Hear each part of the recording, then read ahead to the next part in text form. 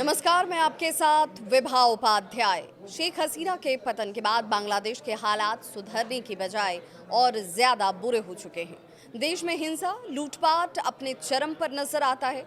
इसके अलावा देश में आर्थिक और राजनीतिक संकट का दौर भी साफ दिखाई दे रहा है।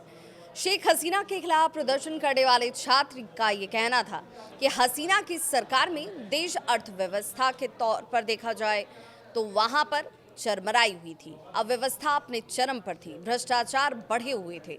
लेकिन हालात उससे ज्यादा इस वक्त खराब नजर आते हैं। सवाल यहीं से उठता है कि क्या शेख हसीना ही सबसे बड़ी वजह थी इस पूरे तख्ता पलट का?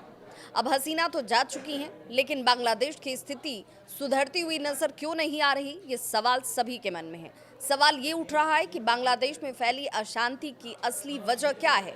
विरोधी प्रदर्शनों में बांग्लादेश की पुलिस का एक क्रूर चेहरा भी आप लोगों ने देखा होगा। इन प्रदर्शनों में सैकड़ों प्रदर्शनकारी पुलिस की गोलियों से मारे गए थे। यूनुस सरकार के आने के बाद भी बांग्लादेश की पुलिस ठीक से काम नहीं कर पा रही और इसीलिए कानून व्यवस्था जो है पूरी तरह से चरमराई हुई है, बेकाबू नजर आती है। अब यूनुस सरकार ने देश की इसी सुरक्षा व्यवस्था को ठीक करने के लिए कई कदम उठाने शुरू किए हैं, जिसके बाद पुलिस का अब एक नया रूप दिखाई दे रहा है। अब ये रूप नया क्या है वो भी जान लीजिए। नया रूप ये कि हाल के दिनों में बढ़ते क्राइम रेट के बीच ढाका मेट्रोपॉलिटन पुलिस ने सहायक पुलिस बल के हिस्से के रूप में अब काम करना शुरू कर दिया है और इसीलिए राजधानी के विभिन्न आवासीय क्षेत्रों की बात कीजिए, शॉपिंग कॉम्प्लेक्स की बात कीजिए, बाजारों की बात कीजिए, यहाँ काम करने के लिए सैकड़ों सुरक्षा कर्मियों की नियुक्ति की गई है।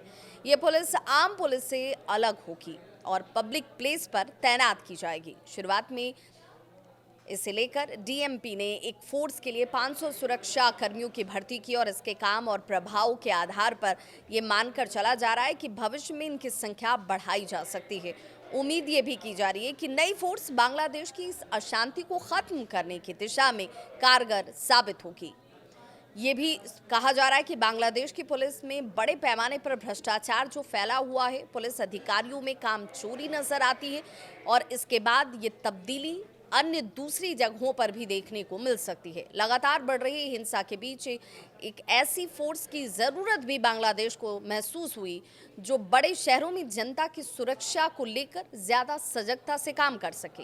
हालांकि ये देखना होगा कि यूनुस सरकार की ये तब्दीली, ये पहल कितनी कामयाब होती है।